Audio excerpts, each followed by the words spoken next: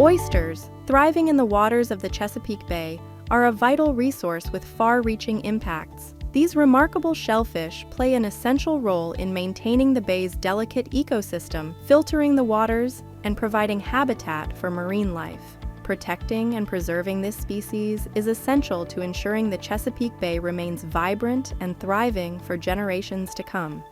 Oysters are very beneficial for the Chesapeake Bay and its ecosystem. They filter the water, cleaning it up. They are the hard bottom substrate in the Chesapeake Bay, which then attracts other critters and you start to form habitat. They also are a food source, a way of life for the people who are working the water. They support our economy. They help with nutrient reduction. They also help with wave attenuation, so as the water moves over the reefs, it slows it down, and that helps protect our shorelines. And they also reproduce and add to the populations.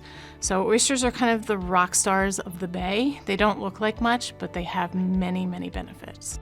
Oystering is in the fabric of the community here. It has provided jobs for many people, not only from the watermen, but also to the retailers, to the processors, and to the restaurants in this area. It's a very large business and very helpful for our economy. Oysters have been the lifeblood of our community for centuries. I would say the biggest concern right now is the decline in the oyster population here in the Chesapeake Bay. Now that's due to pollution, over-harvesting, and also destruction of their habitat over time. Some of the current challenges that we're facing is a shortage of shell. We're working on restoration activities in sanctuaries, but we're also supporting the oyster industry. And all of that is driven by the availability of shell. Most of the oysters that are harvested in the bay might not necessarily stay in the bay region, especially in Maryland, because we don't have the shucking houses we used to once have. So a lot of them go out of state now. We're working with different organizations and we're trying to get some of that shell back so that we can continue pushing the industry as well as restoration activities. Our local watermen are always looking ways to sustain the industry and to improve the population of oysters. One of the best substrates that we have to actually grow oysters are oyster shells. But unfortunately, we can't put enough oyster shells back into the bay. Of the 620,000 bushels that are harvested statewide, only about 20% of them make it back into the bay. Welcome to Dorchester County, Maryland, a place where the oyster industry is more than a livelihood, it's a legacy. Deeply rooted in tradition and woven into the fabric of the local economy, oysters are a cornerstone of prosperity for watermen and the community alike.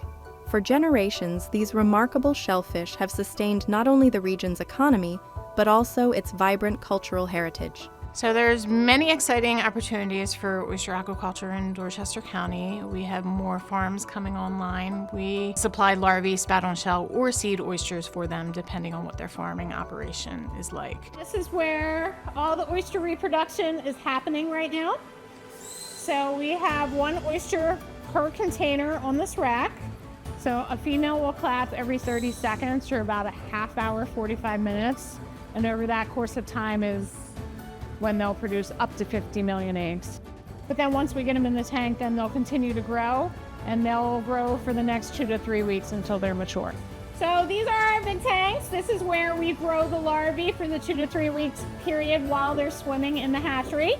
So this tank was just drained because as the oysters are eating, they also excrete waste, so we do water changes. Somebody is in this tank cleaning it. We scrub it, make it all pretty, and then we refill it. And they go from tank to tank to tank for about 2 to 3 weeks, and all they're doing in here is eating and growing. Oysters eat algae or phytoplankton, so we have an entire kitchen cafeteria where we're growing the food to feed them. Our goal is to give them a very well-balanced diet and feed them anywhere from 4 to 8 times a day so that they're happy and they're getting fat. So once we have the seed oysters and they're big enough to come outside, we bring them out, and this is what they'll look like about 2 months later.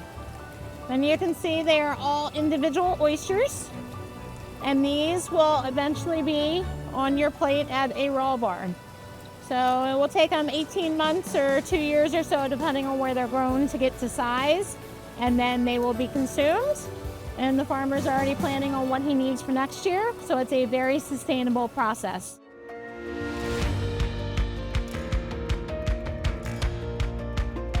doing everything we can right now to sustain the oyster population. Locals, we're doing our part to make sure that we're not polluting our local waters. And this is something that's going to be successful if we continue on the pace with what we're doing right now. This is our restoration pier. This is where we stage, clean cages of shell to use so that when we do a deployment, we can empty the tank, clean the tank, and then restock it with this very quickly. We're pushing ahead with restoration activities. We've put at least 10 billion oysters into the Chesapeake Bay, probably more, in the last 30-some years. These shell mounds are a visual representation of our production over the years. One shell represents 1 million spat-on shell, and you will notice peaks and valleys. And that's because even though I like to pretend I'm in charge of the hatchery operations, Mother Nature is really the one driving the boat.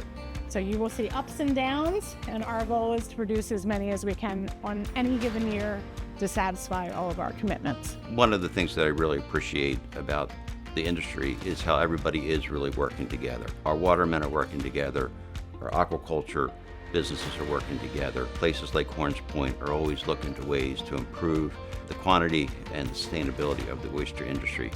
I feel very lucky to have the job I do. I get to literally save the bay every single day. I get to educate the public, especially K through 8th grade or K through 12th grade, to kind of impact the next generation. And at the end of the day, that's a really fulfilling feeling to have.